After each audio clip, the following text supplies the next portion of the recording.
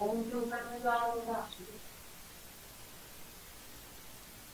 Everyone, welcome back to my channel humanities. आज हम cover करने वाले हैं बीईएससी 134 सब्जेक्ट कोड के important question for June exam. ठीक है, जो अपकमिंग 20th को है शायद। This video is in demand by a subscriber, so इसलिए मैं बना रही हूँ। अदरवाइज मेरा कोई ऐसा मूड नहीं था इस सब्जेक्ट को पढ़ाने का, बट यहाँ पे मैंने मोस्ट इंपॉर्टेंट क्वेश्चंस जो है वो इंक्लूड किए हैं, वो भी 20 मार्कर्स ओनली अभी। ठीक है, अपकमिंग वीडियोस में मैं और भी जो है क्वेश्चंस लेके आऊंगी, बट फिलहाल के लिए 20 मार्कर्स ओनली। जो लॉन्ग क्वेश्चंस होते हैं ना, जिसको आपको 400 वर्ड्स में अप्रोक्सीमेटली क्या करना पड़ता है, एक्सप्लेन करना पड़ता है। 400 वर्ड्स मतलब 4 पेजेस में आपका जो क्वेश्चन है वो खत्म हो जाना चाहिए, 4 पेजेस लास्ट। ठीक है, फर्स्ट क्वेश्चन है, explain the meaning and significance of curriculum, discuss the philosophical, psychological और सोशियोलॉजिकल फाउंडेशन करिकुलम डेवलपमेंट।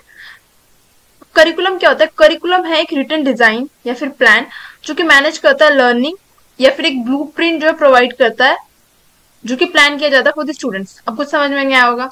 ठीक है, एग्जांपल लो कि जब आप एक बुक खोलोगे, कोई भी अपनी किसी भी सब्जेक्ट की बुक खोले ना, तो उसमें सबसे पहले आपको जो है सिलेबस दिया हुआ मिलेगा कि पर्टिकुलर चैप्टर्स क्या है। ठीक है, जैसे कि बहुत से बुक्स में ब्लॉक में डिवाइड होता है। अगर आप इस पर्टिकुलर सब्जेक्ट की भी बुक को खोलोगे जिसका कोड है BSc 134, तो आपको स्टार्टिंग में कुछ जो है चैप्टर्स देखने के लिए मिलेंगे, जो कि पर्टिकुलर ब्लॉक्स में डिवाइड होते हैं कि भाई क्या चैप्टर्स है जो आपको पढ़ना है। तो करिकुलम भी क्या है, कैसी रिटर्न जो है डिजाइन प्लान है जो कि मैनेज करता है लर्निंग स्टूडेंट्स की, कि स्टूडेंट्स क्या लर्न करने वाले हैं, मतलब क्या स्टूडेंट्स पढ़ेंगे। ठीक है, the curriculum is normally understood as a common officially prescribe syllabus. ठीक है, करिकुलम को जनरली कैसे अंडरस्टैंड किया जाता है कि क्या एक प्रिस्क्राइब सिलेबस है जो चिल्ड्रंस है पढ़ेंगे, जिसमें क्या प्रोवाइड की जाती है, टेक्स्ट बुक्स। ठीक है, the complete schedule of classroom activities, the co-curricular programme as well as the entire evaluation schedule generate from the curriculum. यानी कि किस टाइप जो भी चैप्टर्स वगैरह उनको कैसे पढ़ाना है। ठीक है, क्लासरूम एक्टिविटीज के साथ, जैसे जो टेस्ट वगैरह होते हैं, ये सब क्या क्लासरूम एक्टिविटीज। अब को करिकुलर प्रोग्राम क्या होता है? Outside the classroom activities. ठीक है, जैसे कि बच्चों को एंगेज कराना, गेम्स के थ्रू जो है उन्हें कॉन्सेप्ट समझाना, ये सब क्या को करिकुलर प्रोग्राम्स है। इन सब का पूरा एक तरीके से ब्लूप्रिंट किसमें प्रोवाइड किया जाता है? करिकुलम में। ठीक है, नेक्स्ट पॉइंट है curriculum theories of the time. यानी एक करिकुलम के थ्योरिस्ट थे टाइलर, जिन्होंने कैसे डिफाइन किया करिकुलम को? All of the learning of student which is plan by directly by the school to attain its educational goal. यानी कि जितनी भी लर्निंग है एक स्टूडेंट की, जो भी वो इस पर्टिकुलर ईयर में सीखने वाला है, नॉलेज। ठीक है, उसको कौन प्लान करता है? स्कूल प्लान करता है अपने एजुकेशनल गोल को अटेन करने के लिए, कि भाई अगर एक पर्टिकुलर मान लो 10th क्लास का बच्चा है, तो उसको कितना नॉलेज होना चाहिए, कितनी जो है चीजों की नॉलेज उसको आनी चाहिए। या पर्टिकुलर अगर जो कॉलेजेस हैं वो प्लान करते हैं करिकुलम कि भाई फर्स्ट ईयर का स्टूडेंट है तो उसको इतना पता होना चाहिए, सेकेंड ईयर का स्टूडेंट तो उसको थोड़ा और जो है वाइड वेराइटी पता होनी चाहिए। ठीक है, the curriculum consists of all educational experiences that are offered to the learners, and the syllabus provide the list of topics concept precisely around which the experience could be created। यानी कि curriculum किस चीज से consist होकर बनता है? जितने भी एजुकेशनल एक्सपीरियंस है, यानी कि पूरा वो देखते हैं कि भाई हमें क्या नीड है एड ऑन करने की। ठीक है, या कोई आउटडेटेड चीज है तो उसको निकालने की नीड है। तो हर चीज को जो है, हर एस्पेक्ट को ध्यान में रखे जो है करिकुलम को क्या किया जाता है, फॉर्म किया जाता है। Constructing a curriculum involve the 3 major basic foundation. पहली फाउंडेशन क्या है? फिलोसफिकल, दूसरी है सोशियोलॉजिकल, तीसरी है साइकोलॉजिकल। अब फिलोसफिकल फाउंडेशन क्या है? गाइड करती है nature and value system in education. Philosophy help the curriculum developer in determining the purpose of education. यानी कि फिलोसफिकल जो फाउंडेशन है ये हेल्प करती है कि भाई ये जो पूरा करिकुलम बनाया जा रहा है इसका क्या पर्पज है। ठीक है, क्या जब ये कोई भी बच्चा, कोई भी चिल्ड्रन अगर पूरे करिकुलम के हिसाब से जब उसको टीचर्स पढ़ाएंगे तो क्या गोल अटेन होगा, क्या जो है लर्निंग वो अचीव होंगे, क्या जो एजुकेशन गोल्स हैं अचीव कर पाएंगे। ठीक है, इसलिए एक स्ट्रक्चर प्रोवाइड करता है करिकुलम को, फिलोसफिकल फाउंडेशन। नेक्स्ट है society. Society is consist of individual and there interaction with each other. ठीक है, सोसाइटी किससे मिलके बनी हुई है? यानी कि इंडिविजुअल से मिलके बनी हुई है और उनके इंटरेक्शन से, जो उनकी आपस में बातचीत है उससे मिलकर जो है पूरी सोसाइटी कंस्ट्रक्ट हुई है। Education prepare individual for societal roles. अब एजुकेशन क्या करती है? एक पर्टिकुलर इंडिविजुअल को प्रिपेयर करती है इन्हीं सब सोसाइटल रोल्स के लिए। Therefore social factor contribute to the making of the curriculum. इसलिए सोशल फैक्टर्स भी जो है इंपॉर्टेंट है कि हम ऐड ऑन करे करिकुलम में। अब सोशल फैक्टर्स किस टाइप से हो गए भाई, देखो जैसे कि बच्चों में बहुत ज्यादा क्या होता है, डर होता है बोलने का, है ना। तो किस टाइप की एक्टिविटीज उन्हें कराई जाती है कि भाई पर्टिकुलर एक जो स्पीच बोलने के लिए उन्हें दे दिया गया कि आपको असेंबलीज वगैरह कराई जाती है, उनका एक सोशल जो एक डर है निकालने की, जो सोशल एग्जाइटी बच्चों को होती है वो निकालने के लिए। और अदर थिंग्स, अदर एग्जाम्पल्स भी हो सकते हैं, जैसे कि सोशल में और एग्जाम्पल क्या हो सकता है, ये हो सकता है कि भाई जो सभी बच्चे हैं उनको इक्वली ट्रीट किया जाए, है ना। स्कूल्स में या कॉलेजेस में भी सब बच्चों को क्या किया जाता है, इक्वली ट्रीट किया जाता है रिस्पेक्टिव ऑफ देयर कास्ट वगैरह, ठीक है। Psychology deal with how human learn. अब साइकोलॉजी किस चीज, जो साइकोलॉजी की फील्ड है वो किस चीज से डील करती है, हाउ ह्यूमन लर्न, ह्यूमन कैसे जो है सीखता है। And the major aim of the curriculum is to bring about become necessary to consider psychological theories while constructing curriculum. यानी कि जो साइकोलॉजिकल थ्योरीज हैं उसको जो है ध्यान में रखते हुए जो है करिकुलम को बनाना बहुत ज्यादा इंपॉर्टेंट है, क्योंकि जो डिफरेंट थ्योरीज हैं वो एक्सप्लेन करती है different process of learning. It also determine how individual learner interact with their surrounding and helps to underline the objective and how learning take place accordingly. यानी कि जो इन्वायरमेंट है वो भी बहुत ज्यादा डिपेंड करता है कि कैसे जो है कोई भी जो लर्नर है वो कैसे सीख रहा है। जैसे कि आप देखोगे टीचर्स जो क्या करते हैं ना, इंटरैक्टिव जो है चीजें यूज करते हैं जिससे जो लर्नर है वो इंगेज रहे टीचर के साथ, उसका कॉन्टेक्ट जो है वो क्या हो, डिस्कनेक्ट ना हो, ठीक है। यानी कि उसका ध्यान जो है किसी और तरफ ना जाए, वो पर्टिकुलरली जो भी वो टीचर सिखा रहा है उस चीज में क्या हो, इंगेज हो। सेकंड क्वेश्चन आ सकता है भाई, एजुकेशनल इनोवेशन बताओ ग्लोबल लेवल पे, ठीक है। ये प्रीवियस ईयर क्वेश्चन है, दो एजुकेशनल इनोवेशन बताओ ग्लोबल लेवल पे जो की गई हो। इसका जो पूरा क्वेश्चन है वो ये है, explain any two education innovation done at the global level. अब एजुकेशन इनोवेशन का मतलब क्या है भाई, ऐसी क्या इनोवेशन की गई है जिससे जो है हेल्प हुई एजुकेशन सिस्टम में। तो अ school in Gabon took the innovative project of education integrating street children. यानी जो स्ट्रीट चिल्ड्रन का मतलब क्या हो गया भाई, जो एक तरीके से स्ट्रीट, हम स्ट्रीट फूड कहते हैं ना कि भाई जो रोड पे जो ठेले लगते हैं, तो जो गरीब बच्चे हैं एक तरीके से उनको रेगुलर स्कूल में क्या करना, इंटीग्रेट करना, मतलब उनको रेगुलर जो क्लासेस चल रही है उनमें पढ़ाना। 53 स्ट्रीट चिल्ड्रन को क्या किया, आइडेंटिफाई किया, जिसमें से 49 को जो है 49 ऐसे बच्चे थे जो 7 to 16 ईयर ओल्ड के एज के बीच में थे, were involve in this 2 year project. ये कितने साल का प्रोजेक्ट था, 2 साल का प्रोजेक्ट था। Along with 6 teachers and the youth association attach. यानी जो यूथ थी, यूथ एसोसिएशन थी स्कूल की, वो भी अटैच थी। यानी जो यंग बच्चे थे वो भी क्या कर रहे थे, हेल्प कर रहे थे टीचर्स की इस प्रोजेक्ट को क्या करने में, इम्प्लीमेंट करने में। It involve team work along with teachers, social workup, यहाँ पे सब लोगों ने कोलैबोरेटिव टीम की तरह क्या किया, काम किया। नेक्स्ट पॉइंट क्या है, a school in Greece conducted a project on the right of the child. यानी जो ह्यूमन राइट्स हैं, है ना, उनको अवेयर कराने की बच्चों के पास क्या राइट्स है, जैसे कि इंडिया में क्या राइट टू एजुकेशन है ना।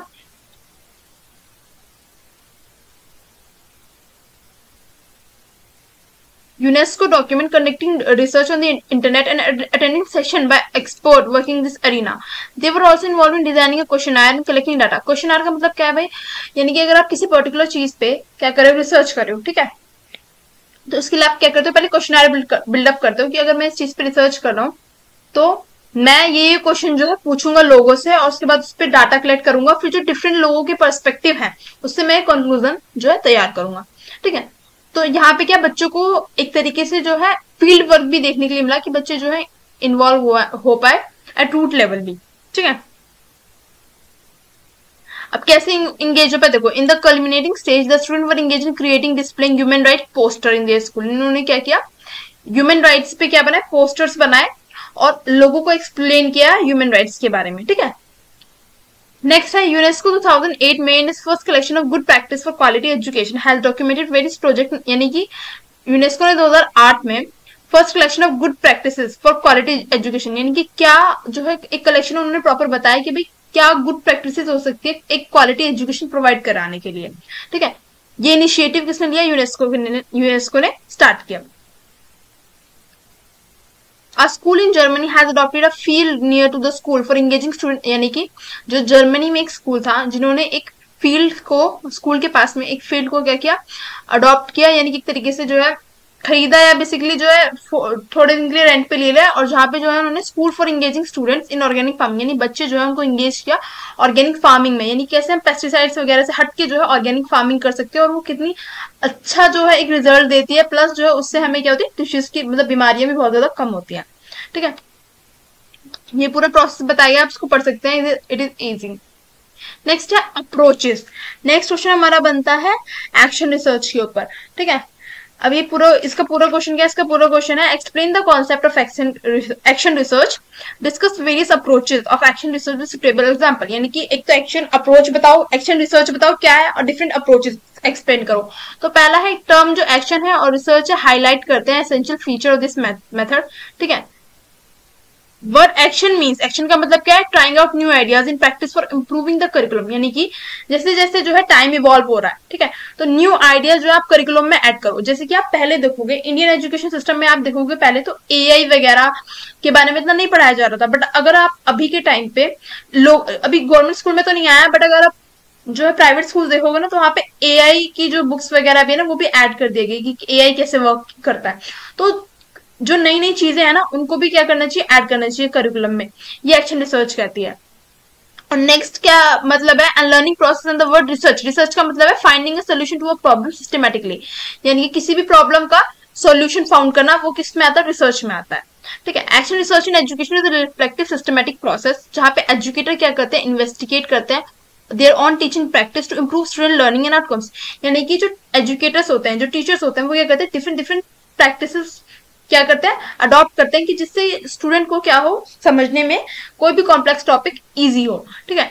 It involve identifying a problem, implementing a strategy, collection data, analysing result to refine teaching method. यानी कि पहले वो क्या करते हैं, प्रॉब्लम आइडेंटिफाई करते हैं। फॉर एग्जाम्पल अगर कोई एक पर्टिकुलर एजुकेटर एक क्लास ले रहा है, तो उसमें देखते हैं कि भाई जब वो क्वेश्चन पुटअप कर रहा है बच्चों से, तो क्या प्रॉब्लम आ रही है, कहाँ पे उन्हें समझने में क्या हो रही है, डिफिकल्टी हो रही है। नेक्स्ट डे वो कोई स्ट्रेटेजी बना के लाएगा। फॉर एग्जाम्पल अगर उन्हें जो है, अगर कोई ज्योग्राफी पढ़ा रहा है, ठीक है, तो उन्हें मैप बेसिक जो बच्चों को दिक्कत आ रही है, अगर वो प्लेसेस बता रहे हैं, तो नेक्स्ट डे वो क्या करेगा, एक मैप लेके आएगा, एक मैप का पूरा या प्रिंट आउट लेके आएगा। फिर वहां पे जो बच्चों को जो वो प्लेसेस सिखाएगा, तो बच्चों को ज्यादा समझ में आएगा, क्योंकि जो वो पूरा मैप देख रहे हैं रेदर देन बोलने से, ठीक है। बोलने से चीजें नहीं समझ में आती, जितना आप जब इमेजेस का यूज करते हो तो समझ में आती हैं, ठीक है। नेक्स्ट है individual approach. Research is usually taken by the individual teacher herself himself as per the requirement under this approach. यानी कि particular teacher according to their जो उनकी जो पूरी क्लास है, उसके हिसाब से वो क्या करते हैं, अपनी जो है एक तरीके से रिसर्च करते हैं, या फिर जो है डिफरेंट जो है डिफरेंट ये कह सकते हैं कि डिफरेंट स्ट्रेटेजीज अडॉप्ट करते हैं। It is mainly undertaking to understand improve their classroom practices. यानी कि अपनी क्लासरूम की प्रैक्टिसेस को इंप्रूव करने के लिए डिफरेंट डिफरेंट स्ट्रेटेजीज को अडॉप्ट करते हैं। For example teacher facing the problem of absentees. यानी कि कोई एक पर्टिकुलर टीचर है, उसको ये लग रहा है कि उसकी क्लास में जो बच्चे हैं बहुत ज्यादा कम आ रहे हैं, ठीक है, या उनको एक कोई पर्टिकुलर सब्जेक्ट जो है बोरिंग लग रहा है, इसलिए उन्हें लग रहा है कि भाई एब्सेंट हो रहे हैं बहुत ज्यादा क्लास में बच्चे। तो नेक्स्ट डे वो क्या कर सकते हैं, कुछ इंटरेक्टिव आइडियाज के साथ जो है बच्चों को पढ़ा सकते हैं, जिससे बच्चे जो है क्लासेस में आए। नेक्स्ट है collaborative approach. As the name suggest, this type of action research is usually done in collaboration, यानी टीम वर्क एक तरीके से, जहां पे ग्रुप ऑफ टीचर्स मिलकर कोलैबोरेट करते हैं किसी भी पर्टिकुलर क्लासरूम को लेके, किसी भी स्कूल, पूरे स्कूल की प्रॉब्लम लेके या कॉलेज की प्रॉब्लम लेके। Here the problem chosen for the studies usually common to a group of teachers. यानी कि जहां पे जो प्रॉब्लम चूज किया जाता है, वो मेनली जो है बहुत सारे टीचर फेस कर रहे होते हैं, ठीक है। कोई कॉमन प्रॉब्लम को भी चूज किया जाता है, उसका सॉल्यूशन फाइंड आउट करने की कोशिश की जाती है। एग्जाम्पल क्या है, मान लो majority of the student in a class of school are truant and generally run away from the class in the last period. यानी कि जब तक क्लास पीरियड आता है, वो क्या हो जाता है, या लास्ट क्लास आती है कॉलेज की, तो बच्चे क्या हो जाते हैं, बोर हो जाते हैं, है ना। जैसे कॉलेजेस में तो क्या करते हैं, क्लास बंक भी कर लेते हैं, तो ऐसी स्टूडेंट क्या करते हैं, स्कूल में तो वो बंक नहीं कर सकते, बट स्कूल में क्या कर सकते हैं, वो वॉशरूम के बहाने जो इधर उधर स्कूल में घूम रहे हैं, है ना। तो इस टाइप के बहाने बना के लास्ट तक वो क्या कर रहे हैं, रिटेन नहीं कर पा रहे हैं। तो इन सब इस टाइप की प्रॉब्लम्स को सॉल्व करने के लिए क्या करते हैं, टीचर कोलैबोरेटिवली वर्क करते हैं। School wide approach, the school wide action research focus on the area which are common to the entire school और to common to a large group of population. अब इसमें एग्जांपल या let's consider के there is a music shop near the school, ठीक है। मान लो school या आपका जो कैंपस है, कॉलेज कैंपस है, उसके नियर बाय क्या म्यूजिक शॉप है, तो हमें बहुत ज्यादा जो है म्यूजिक की शोर आती है। तो पूरा जो स्कूल है, जो स्टाफ है उसका, वो मिलकर क्या करेगा, एक डिसीजन लेगा कि वो क्या करे, उनको नोटिस वगैरह भेज रहे कि भाई आप जो अपना साउंड है, वॉल्यूम है, वो थोड़ा कम करो, जिससे भाई हमारे जो स्कूल के बच्चे हैं, जो कॉलेज के बच्चे हैं, उनको प्रॉब्लम हो रही है। इस टाइप के अप्रोचेस हम यूज करते हैं किसमें, एक्शन रिसर्च। अब एक्शन रिसर्च में, और ये 20 मार्क का क्वेश्चन है, ठीक है। तो ये सारी अप्रोचेस बतानी है और पहले मीनिंग बताना है ये पूरा। नेक्स्ट है केस स्टडी मेथड, ठीक है, case study research method. Case study method का क्या क्वेश्चन है, इसका क्वेश्चन है case studies can be an effective research method for improving educational practices, यानी कि केस स्टडीज कैसे जो है एक इफेक्टिव मेथड है एजुकेशनल प्रैक्टिसेस को क्या करने में, इंप्रूव करने में। केस स्टडी क्या है, एक टूल है which are being not use not only in research method but also the teaching learning tool, यानी इसको हम सिर्फ रिसर्च करने के लिए यूज नहीं करते, यानी कि केस स्टडी को रिसर्च मेथड में हम कैसे यूज करते हैं, यानी डिफरेंट जो हम क्या लेते हैं, केस स्टडीज लेते हैं, ठीक है, डिफरेंट इवेंट जो कि पहले हो चुके हैं, ठीक है, उनकी प्रॉब्लम्स देखते हैं, फिर उनको हम कैसे ओवरकम कर सकते हैं, उन प्रॉब्लम्स को कैसे हम सॉल्व कर सकते हैं, ये देखते हैं रिसर्च में, किसी पर्टिकुलर रिसर्च में, ठीक है। अब इस केस स्टडी मेथड को हम टीचिंग लर्निंग टूल में कैसे हेल्प ले सकते हैं, ये हम पढ़ेंगे। Case studies are being used as a teaching learning tool as well as research tool. Use of case study as a teaching tool basically focus on developing higher order thinking skill, यानी कि thinking skills बढ़ाना, बच्चों में analysing skills बढ़ाना, problem solving skills बढ़ाना among learners. Such case study have their origin from real life situation and problems, thus provide a great tool for scenario based education and also in learning. यानी कि real life examples लेना जिससे बच्चे बहुत ज्यादा connect कर पाए, ठीक है। तो इस टाइप के मेथड यूज करना in teaching. Effectiveness of online grievances redressal and management system, ये क्या है, एक सिस्टम है जिसको इग्नू लर्नर्स के लिए बनाया गया by IGNOU. This case study is an example of an institutional practice adopted by IGNOU, कि जहाँ पे जो बच्चे हैं ऑनलाइन जो है अपनी जो भी प्रॉब्लम्स हैं उनको क्या करा सकते हैं, सॉल्व करा सकते हैं, ठीक है। Which are residing at far way, यानी जो बहुत दूर रह रहे हैं, ठीक है, जिन बच्चों को प्रॉब्लम होती है तो वो ऑनलाइन अपनी प्रॉब्लम को क्या करा सकते हैं, रिसॉल्व करा सकते हैं। ये एक देखो बेनिफिट्स क्या हो सकते हैं केस स्टडी के as a teaching learning tool, ठीक है। Most of the cases are based on real events, so they help in scenario, जैसे मैंने आपको बताया कि जो केस स्टडीज हैं उसमें जितने भी जो केसेस होते हैं मोस्टली किस पे बेस होता है, रियल इवेंट्स पे, ठीक है। जो भी केस स्टडी क्रिएट की जाती है वो रियल इवेंट्स के बेसिस पे क्रिएट की जाती है, तो इसलिए बच्चों को हेल्प होती है कि वो रियल एग्जाम्पल से क्या कर पाते हैं, एक तरीके से कनेक्ट कर पाते हैं, ठीक है। Ethnographic focus on how people behave in cultural settings such as the culture within a classroom. Historical use a variety of evidence to understand a context over time such as the founding and development of a private school. Psychological look at individual analyze their behavior studies by Piaget on his own children. Sociological focus on social construct and use demographics to analyze the case such as social economic difference within a school. यानी देखो ethnographic focus किस पे होता है कि कैसे जो है लोग जो स्टूडेंट्स हैं आपस में एक क्लासरूम में बिहेव करें, क्योंकि एक क्लासरूम में डिफरेंट जो है रिलीजन और डिफरेंट कल्चर फॉलो करने वाले बच्चे होते हैं, तो वो आपस में कैसे जो क्या कर रहे हैं, इंटरेक्ट कर रहे हैं, ठीक है। हिस्टोरिकल यूज में हम क्या करते हैं, एविडेंसेस का यूज करते हैं, ठीक है। साइकोलॉजिकल में हम क्या देखते हैं, उनका बिहेवियर जो है उनका आपस में उसको एनालाइज करते हैं। सोशियोलॉजिकल फोकस में हम ये देखते हैं demographics to analyse the case as socio economic difference within a school, यानी जो बच्चे हैं आपस में वो किस तरीके से इंटरेक्ट करें, किस तरीके से बिहेव कर रहे हैं। सोशियोलॉजिकल फोकस बेसिकली जो है स्कूल में क्या होती है ना, इक्वालिटी फॉलो की जाती है ना, वहां पे ये नहीं देखा जाता कि कोई बच्चा अमीर है गरीब है, स्कूल हो कॉलेजेस हो, ठीक है, कहीं पे भी। तो यहाँ पे हमारी कौन सी अप्रोच हेल्प करती है, sociological focus. Next explain the concept of inclusive education, what are the barriers in providing it and what are our suggestion to overcome them. अब इसमें देखो 3 क्वेश्चन पूछे गए हैं, पहले बताना इंक्लूसिव एजुकेशन क्या है, फिर क्या बैरियर्स आ रहे हैं जब हम इंक्लूसिव एजुकेशन प्रोवाइड कर रहे हैं बच्चों को, और नेक्स्ट देखना बताना है हमें क्या सजेशन हो सकते हैं उसको ओवरकम करने के लिए। तो principle of inclusive education adopted by the world conference on special need education, कब इसको अडॉप्ट किया गया, वर्ल्ड कॉन्फ्रेंस पे, जब वर्ल्ड कॉन्फ्रेंस में किसके ऊपर हुई, स्पेशल नीड्स एजुकेशन, यानी जो बच्चे एक तरीके से मतलब डिसेबिलिटी होती है ना बहुत सारे बच्चों में, तो उनके ऊपर जब वर्ल्ड कॉन्फ्रेंस हुई तब इस प्रिंसिपल को क्या किया गया, अडॉप्ट किया गया। Education access and quality cannot be understood as a system that remove the barrier, limiting the participation and achievement of all learners, while respecting diverse need, abilities and characteristics that eliminate all form of discrimination in the learning environment. तो basically यहाँ पे ये बात की थी, जो disable बच्चे हैं, ठीक है, उनको क्या करना चाहिए, एक साथ पढ़ाना चाहिए, है ना, यानी कि जिन बच्चों में कोई डिसेबिलिटी नहीं है और जिन बच्चों में डिसेबिलिटी उनको एक साथ पढ़ाना चाहिए। फॉर एग्जाम्पल अभी आप देखोगे तो एक तरीके से अब जो है बहुत सारे लोगों को क्या लगने लगा है, चश्मा लगने लगा है, बहुत कम एज में लगने लगा है, तो इसको एज अ डिस्क्रिमिनेशन नहीं देखा जाता। बट अगर कोई बच्चा अंधा है, किसी को दिखता नहीं है, तो उसको ऐसा डिसेबिलिटी देखा जाता है। और आप कभी भी अपने स्कूल में कॉलेज में जो है एक चीज जो है नोटिस करना कि कभी भी आपको जो है अपने अराउंड डिसेबल बच्चे नहीं मिलेंगे, उनके लिए हमेशा क्या होता है, अलग स्कूल्स होते हैं, ठीक है, अलग कॉलेजेस होते हैं। तो ये एक प्रॉब्लम थी जिसको जो है सॉर्ट आउट करने के लिए कॉन्फ्रेंस हुई, और इस टाइम पे इंक्लूसिव एजुकेशन के बारे में जो है लोगों को अवेयर कराया गया कि भाई इसको भी हमें जो है अपने नॉर्मल जो स्कूल चल रहे हैं उसमें क्या करना चाहिए, एड ऑन करना चाहिए।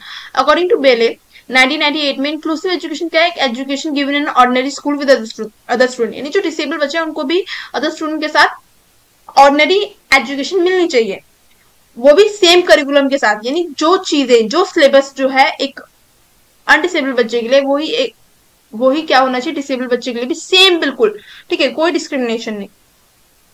It's an effort to make serve diverse learner those with disabilities different language and culture, यानी कि जो डिसेबल बच्चे हैं जिनका लैंग्वेज डिफरेंट है, जिनका रिलीजन डिफरेंट है ना, या जो इकोनॉमिकली डिफरेंस है, यानी कि जो अमीर है गरीब है, ठीक है, सब बच्चे क्या हो एक साथ आए, जिससे हमें क्या डाइवर्स लर्निंग जो है बच्चों को प्रोवाइड हो, ठीक है। और उसी के हिसाब से जो टीचर हैं, ठीक है, ये जो एजुकेटर्स हैं वो क्या करें डिफरेंट स्ट्रैटेजीज अडॉप्ट करें अच्छे से कॉम्प्लेक्स टॉपिक्स को इजी बनाने के लिए। अब एटीट्यूड बैरियर्स क्या है, the prevalent societal norms at times pose the biggest barrier to inclusion the accept, यानी कि देखो एक जो हिस्टोरिकल एक बात ये है कि जो हम पहले से जो सोसाइटी ने जो नॉर्म्स है रेगुलेशंस है वो सेट कर रखे हैं ना, जो हमारा ओल्ड एटीट्यूड है टुवर्ड्स डिसेबल चिल्ड्रन, जो नहीं जो लोग या जो बच्चे जो है एक तरीके से मतलब जिनमें कोई डिसेबिलिटी नहीं है, वो जो डिसेबल बच्चों को कैसे देखते हैं, बुली करते हैं, है ना, डिस्क्रिमिनेटरी उसे देखते हैं एक व्यू से, पीओवी से। अगर इस टाइप के अप्रोच को हम अपनाते भी हैं तब भी हमें क्या देखने के लिए मिलता है कि भाई जो चिल्ड्रन है वो क्या करते हैं डिसेबल बच्चों को क्या करते हैं बुली करते हैं, है ना, और उनको अपने आप से अलग समझते हैं। तो इसलिए चैलेंज बहुत ज्यादा बढ़ जाता है इंक्लूसिव एजुकेशन को क्या करने का, इंक्लूड करने का। The challenge of inclusive education might be blame on the student challenge instead of the short coming of the education system, ठीक है। एक तो एक्सपेक्ट ये हो गया पॉजिटिव नेगेटिव कि भाई बच्चे क्या करते हैं बुली करते हैं, ठीक है। अब इसी चीज का फायदा उठा के जो है जितने भी ये मान लो एक अथॉरिटीज हैं वो ये कहती है कि भाई जो डिसेबल बच्चे हैं उनको साथ में हम इसलिए नहीं पढ़ा सकते क्योंकि बच्चों का आपस में कोऑर्डिनेशन नहीं बैठ पाता, यानी कि जो डिसेबल बच्चे हैं वो हमेशा अपने आप को एक अलग ही जो है फील करेंगे, ठीक है। बल्कि रियलिटी क्या है भाई, एजुकेशन सिस्टम में भी शॉर्ट कमिंग्स हैं, यानी कि जो करिकुलम है वो अच्छा नहीं है। प्लस अब डिफरेंट बैरियर्स हम देखेंगे, पहला क्या है physical barriers are primary due to architecture, यानी कि जो फिजिकल डिसेबल बच्चे हैं अगर कोई बच्चा व्हील चेयर पे है तो उसके लिए जो वॉशरूम प्रोवाइड कराना या भाई कोई साथ में हो इंसान जिसको सहारा लगा सके, है ना, तो इस टाइप की चीजें जो है बिल्कुल प्रोवाइड नहीं है किसी भी कॉलेज में, किसी भी जो है स्कूल में जो कि नॉर्मल स्कूल हो, ठीक है। Curriculum one of the major barrier, curriculum भी क्या है एक मेजर बैरियर है, ठीक है। यानी कि करिकुलम भी हमें ऐसा फॉर्म करना चाहिए कि जो दोनों बच्चों के लिए कहते हैं बैलेंस, एक बैलेंस करिकुलम की भाई जिसमें जो दोनों टाइप के बच्चे हैं, यानी जो डिसेबल है या जो डिसेबल नहीं है, ये जो डिफरेंट रिलीजन के हैं, ठीक है, डिफरेंट कल्चर फॉलो करने वाले बच्चे हैं, उन सबके लिए बैलेंस करिकुलम जो है तैयार करना चाहिए।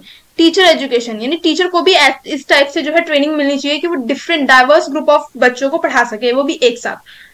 Language and communication. Despite the growing ethnic and linguistic diversity in our classroom today, teachers are inclined to utilize the pedagogy of decade past. यानी कि जो पहले से चली हुई जो रीति रिवाज आ रहे हैं टीचर्स भी क्या करें उन्हीं को फॉलो करें, rather than कि भाई वो डाइवर्स जो from a diverse linguistic background students are expected to learn and be taught in a new language.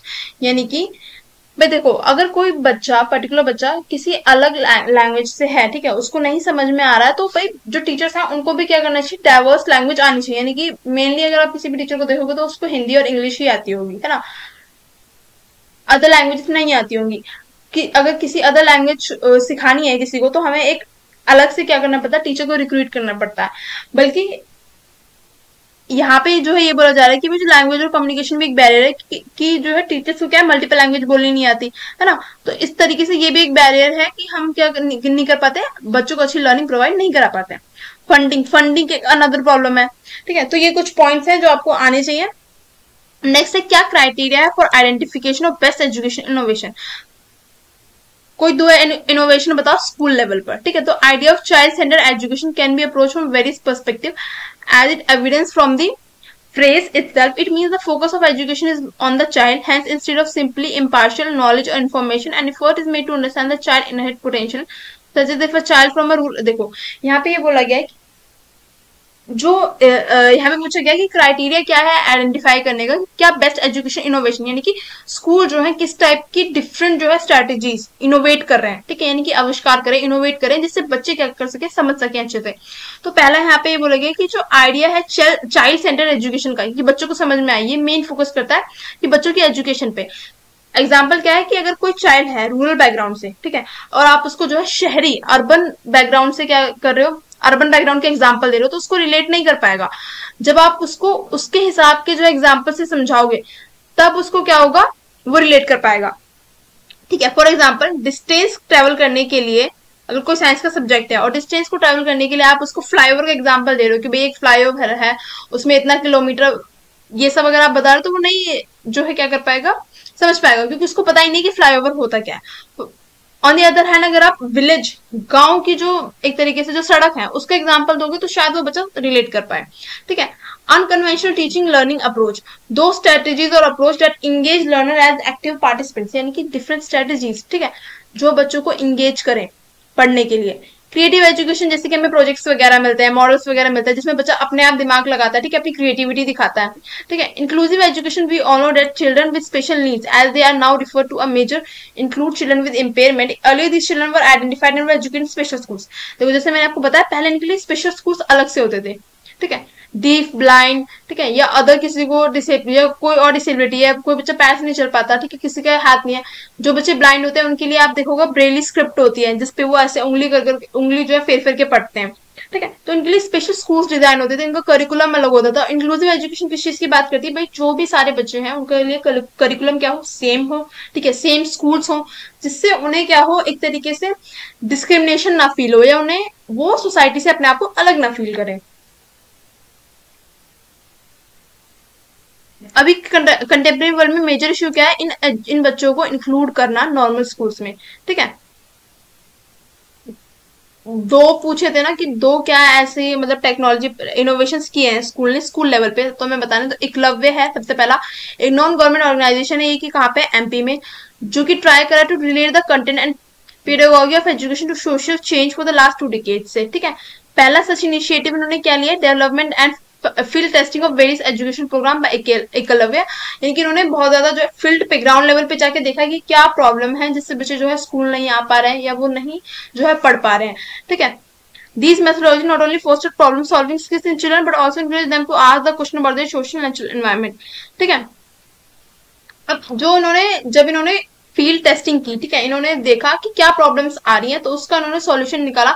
तो इससे क्या जो है इफेक्ट पड़ा कि जो बच्चे हैं उनमें किस टाइप की जो है स्किल डेवलप हो रही है, प्रॉब्लम सॉल्विंग स्किल्स, यानी कि अब वो क्या करते हैं, उन्हें कोई भी अगर क्वेश्चन पूछना है तो वो उस चीज से डरते नहीं है, वो तुरंत क्या करते हैं, क्वेश्चन पुटअप करते हैं, और उन्हें कोई चीज समझ में नहीं आ रही। एकलव्य क्या है, एक नॉन गवर्नमेंट ऑर्गेनाइजेशन, जो कि मैं बता चुकी। ठीक है, अब प्रेहर पाठशाला अनदर एग्जाम्पल है। Prehar Pathshala, these were schools with flexible timing so that children who were out of school as they help their parents. बहुत से बच्चे क्या होते हैं इसलिए स्कूल नहीं जा पाते क्योंकि उन्हें अपने पेरेंट्स के साथ क्या करनी पड़ती है, हेल्प करनी होती है उनके काम में। ठीक है, फॉर एग्जाम्पल किसी के पेरेंट्स की दुकान है, ठीक है, तो वहां पे दुकान पे हेल्प कर रहे हैं। तो प्रेहर पाठशाला जो है इस टाइप से जो है टाइमिंग बनाई गई कि जो बच्चे हैं वो स्कूल क्या कर सके, आ सके। फॉर एग्जाम्पल सुबह का स्कूल ना हो कि शाम का स्कूल होना। ठीक है, तो इस टाइप से वो क्या करते हैं, हेल्प करते हैं बच्चों को टू लर्न फॉर एजुकेशन। ठीक है, an interesting fact about the project was that it was based on another project called the social work, यानी कोलैबोरेट होके ये क्या कर रहे थे, वर्क कर रहे थे, किसके साथ, एनजीओ के साथ, कहाँ पे, तिलोनिया इन राजस्थान में। ठीक है, तो ये दो एग्जांपल जो है आप क्या कर सकते हो, मेंशन कर सकते हो। एकलव्य जो कि नॉन गवर्नमेंटल ऑर्गेनाइजेशन है, एज वेल एज प्रहर पाठशाला जो कि एनजीओ के साथ जो है काम, एनजीओ के साथ कोलैबोरेट करके क्या कर रही है, वर्क कर रही है। ठीक है, this all for today lecture. ठीक है, अगर आपको वीडियो अच्छी लगी तो do like share subscribe my channel. मैं अगेन बता दूं कि ये सिर्फ 20 मार्क के इंपॉर्टेंट क्वेश्चन है, बाकी जो है मैं सीरीज लेके आऊंगी धीरे धीरे। ठीक है,